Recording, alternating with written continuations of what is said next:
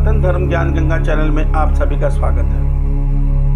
मेरे समस्त भाइयों बहनों मित्रों, आप सभी को जय श्री कृष्ण। श्री भगवान आप सभी का जीवन आनंदमय, मंगलमय और भक्तिमय करे, ऐसी ईश्वर से प्रार्थना है। मेरे प्यारे भाइयों बहनों और मित्रों, पिछले वीडियो में हमने ईश्वर के वास्तविक स्वरूप को समझने का प्रयास किया था। मित्रों, वेदों में, श्रीमद् भगवद गीता में परमपिता परमेश्वर, परब्रह्म परमेश्वर का स्वरूप अव्यक्त बताया गया है और गीता में भगवान ने आत्मा को भी अव्यक्त बताया है। अर्थात आत्मा और परमात्मा दोनों अव्यक्त हैं, अर्थात उनके स्वरूप को कोई नहीं जानता।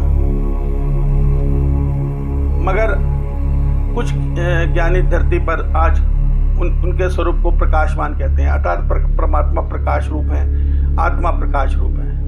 मगर ये वास्तविक सच नहीं है। इसका कारण श्रीमद् भगवद गीता के अध्याय 15 में भगवान कहते हैं, अर्जुन, मैं अपने परम धाम में वास करता हूँ, जिस परम धाम में न सूर्य है न चंद्रमा है, उस धाम में केवल मेरा प्रकाश रूप है। अर्थात मेरे प्रकाश से वो मेरा लोक प्रज्वलित है। अर्थात परमात्मा प्रकाश रूप नहीं है, परमात्मा के स्वरूप से प्रकाश प्रज्वलित होता है, तो वही आत्मा उनका अंश है, तो आत्मा में भी वही प्रकाश प्रज्वलित होता है। मगर इसके वास्तविक स्वरूप को कोई नहीं जानता।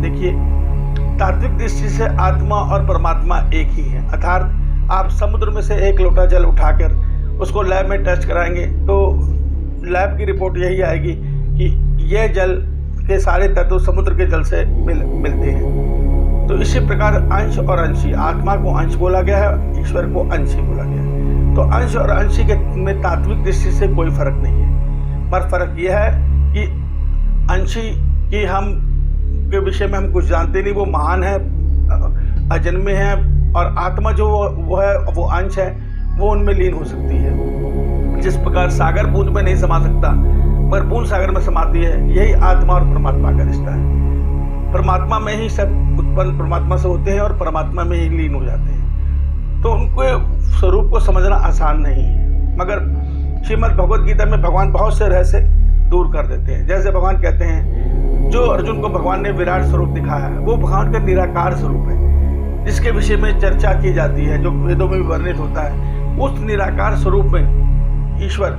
इस संपूर्ण ब्रह्मांड, संपूर्ण सृष्टियों, संपूर्ण धरतियों, संपूर्ण देवी देवताओं, समस्त प्राणियों को धारण करते हैं, वो स्वरूप रचकर, और सब उसके स्वरूप में सृष्टि चलती है। महाप्रलय के समय में ईश्वर इसको समेट लेते हैं, स्वयं में लीन कर लेते हैं। यह उसी तरह से है जैसे एक खिलाड़ी शतरंज खेल रहा है और शतरंज खेलने के बाद उसने शतरंज की सभी गोटियों को एक डब्बे में समेटा और डब्बे को संभाल लिया। मगर यहाँ ईश्वर ने क्या किया, सृजन के समय सारी सृष्टि अपने विराट स्वरूप को बिछाकर धारण करके सब सृष्टि को सुचारू रूप से रचना की, और वो सृष्टि उसमें चली, और जब महाप्रलय आई तो सबको ईश्वर ने स्वयं में समेट लिया। ये संक्षिप्त वर्णन है, इसको समझने के लिए वर्णन है। अब जो आज धरती पे इतने सारे स्वरूप हैं ईश्वर के, वह सब ईश्वर के अंश से उत्पन्न है और सृष्टि का सुचारू रूप से संचालन कर रहे हैं। ईश्वर भगवान हमें श्रीमद् भगवद गीता में कहते हैं, अर्जुन, मैं ब्रह्मा रूप में सबका सृजन कर रहा हूँ, मैं ही शिव रूप में सबका संहार कर रहा हूँ, मैं ही विष्णु रूप में सबको धारण कर सबका भरण पोषण कर रहा हूँ। मित्रों, सृष्टि के कारक देवता रूप में ईश्वर ही हमारे सृष्टि को सुचारू रूप से चला रहे हैं। अर्थात यहाँ किसी की अपनी कोई सत्ता नहीं है, सब जड़ चेतन के सहयोग से बने हैं। जड़ तत्व भी परमात्मा से उत्पन्न है, चेतन तत्व भी परमात्मा से उत्पन्न है, और ये दोनों मिलकर सृष्टि का संचालन कर रहे हैं, और महाप्रलय में सब परमात्मा में ही समा जाते हैं। यह समझने के लिए सबसे आसान उपाय है। मित्रों, अब हम समझेंगे कैसे है कि सृष्टि में सब कुछ ईश्वर ही है। तत्व ज्ञान ये कहता है कि सृष्टि में ईश्वर के अतिरिक्त कुछ और है ही नहीं। तो वो इसलिए है कि जो भी जैसे सूर्य है, सूर्य रूपी पिंड में जो शक्ति दे रहे हैं वो आत्मा, परमात्मा की शक्ति ब्रह्म यानी अर्थात आत्मा दे रही है। वही आत्मा हमारे शरीर को भी चला रही है, वही आत्मा संपूर्ण ब्रह्मांड के हर जीव को जीवंत किए हुए है। तो आत्मा परमात्मा की प्रतिछाया रूप है। भगवान गीता में कहते हैं, अर्जुन, ये मेरी छाया रूप है, ये मुझसे उत्पन्न मेरी छाया है। ये उसी प्रकार है जैसे सत्य सूर्य तो अपने लोक में वास कर रहा है, मगर उसकी सूर्य की छाया धरती के जल पिंडों में अलग अलग प्रतीत हो रही है। मगर मैं वास्तव में अपने लोक में हूँ, मेरी प्रतिछाया ब्रह्म आत्मा शक्ति यह सब में अलग अलग विभक्त नजर आ रही है। समझ में आता है कि जैसे सूर्य में आत्मा अलग है, हम में अलग है, उसमें अलग है, नहीं, ये सब ईश्वर की छाया मात्र है, ये अलग अलग नहीं है, क्योंकि ईश्वर तो एक है, उसकी छाया मात्र अलग अलग नजर आ रही है। वास्तव में ये सब एक रूप है। अगर ज्ञान से देखा जाए तो जितने सूर्य के प्रतिबिंब नजर आ रहे हैं वो सब एक ही सूर्य के प्रतिबिंब है। वास्तविक सूर्य तो अपने लोक में है। उसी प्रकार से यह आत्मा रूपी शक्ति सबके अंदर चेतन ब्रह्म रूपी चेतनता देकर सबको जीवंत किए हुए, और यह सृष्टि का खेल चल रहा है। यहाँ कोई बड़ा छोटा नहीं है, सब परमात्मा की सृष्टि का खेल है और परमात्मा की माया का खेल है। माया को कर्म बंधन के हिसाब से जो नियम बने हुए हैं वो उस हिसाब से जीवात्माओं को आवरण देती है, उसको उसी हिसाब से अच्छाई बुराई देती है। वो जीवात्मा उसी हिसाब से अच्छाई बुराई का जीवन जी के और नए शरीर में चली जाते हैं। ये जब शरीर की अवधि खत्म हो जाती है नए शरीर में चली जाती है। ये चक्र चल रहा है, चलता रहेगा। मित्रों, यह मेरे समझाने का बड़ा संक्षिप्त तरीका है। यही सब बातें वेदों में और हमारे पुराणों में बहुत विस्तार से बताई गई है। तो आज के इस एपिसोड में, आज के इस वीडियो में हम ये समझ पाए हैं कि वो परब्रह्म परमेश्वर एक है, उसकी सत्ता एक है, उसकी शक्ति एक है।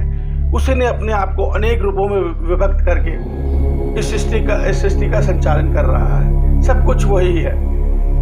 ये माया के कारण हम सब एक दूसरे को अलग अलग समझते हैं, हम अपनी अलग सत्ता समझते हैं, हम ये समझते हैं कि वो अलग है, वो अलग है। वास्तव में सबके भीतर एक ही आत्मा है। शरीर सबको गुण दोष वाले प्रकृति ने दिए हैं और उस शरीर को प्रकृति ही प्रारब्ध के अनुसार नचा रही है। मगर मनुष्य योनि ऐसी योनि है जिसके अंदर परमात्मा ने विवेक ज्ञान को दिया है। ईश्वर कहते हैं पशु और मनुष्य में फर्क यही है कि मनुष्य विवेक ज्ञान से यह जान सकता है कि वह कौन है, इस सृष्टि को बनाने वाले परमपिता परमेश्वर कौन है। मित्रों, इसी रहस्य को समझने के लिए हमारे वेद हैं, गीता हैं, हमारे को अनेकों मार्ग बताए गए हैं। मगर हम आज माया में लिप्त ईश्वर से दूर हुए ईश्वर की सत्ता को भूल चुके हैं और उनको अनेक रूपों में मानकर यहाँ अनेक धर्म बनाकर, अनेक मत बनाकर अज्ञान में जीवन जी रहे हैं। नतीजा धरती पर पाप बढ़ता जा रहा है। इस पाप को ईश्वर ही कलयुग के अंत में आकर इस कलयुग सब प्राणियों को नाश करके दोबारा सत्युग की स्थापना करके ठीक करेंगे। प्यारे भाइयों, बाकी हम अगले वीडियो में समझेंगे। जय श्री कृष्णा, जय श्री कृष्णा।